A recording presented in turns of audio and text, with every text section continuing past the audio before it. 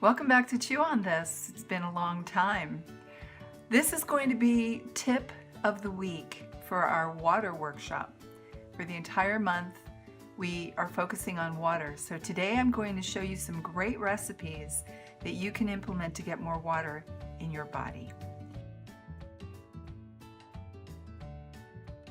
What you're going to need is some nutmeg, some cinnamon sticks, and some star anise. And what we're going to do is take that and we're going to steep it in some nice hot water. So I've got this nice little mason jar. It's like a jam jar that's used for canning. You can use anything including mason jars. And there is a tip too that I'm going to show you to keep these from cracking, because when you add really hot water to any kind of glass jar, if it's not tempered, it will crack. So I'm going to show you a tip to that. And you don't have to have any real fancy equipment for something like this. You can start off with something as simple as just a nice glass measuring bowl and a strainer.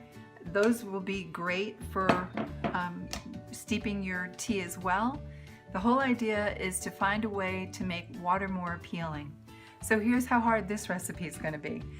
I have a kettle already of boiling hot water. I'm going to pour that all the way to the top. And then I'm going to take some of my cinnamon sticks and actually break them up. And roughly you're putting about 2 per cup. So this little one actually holds 3 cups of water. So I just broke up 6 in there. I'm going to put 2 star anise per cup of water as well. And you can actually take the seeds out of the pods, but I think that they are much more intense in flavor when you leave them intact. So I'm just going to put the star anise and bits of the star anise just the way they are in my bowl. And you'll see they look like these little stars.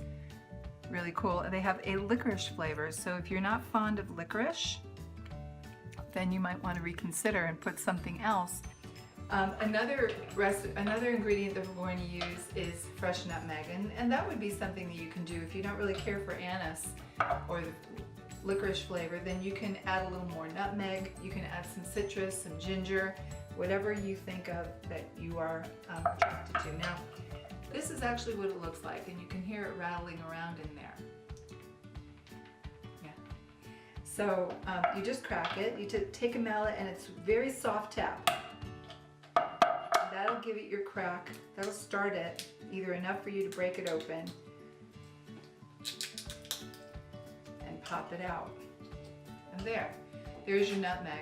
Now, nutmeg is to taste, so add as much as you like. I happen to really like the flavor. And what's really interesting with this nice brew is at the end when it's steeped, and I give it about 20 minutes, it actually tastes like there's something sweet that's been added to it, like honey. Or you can put molasses.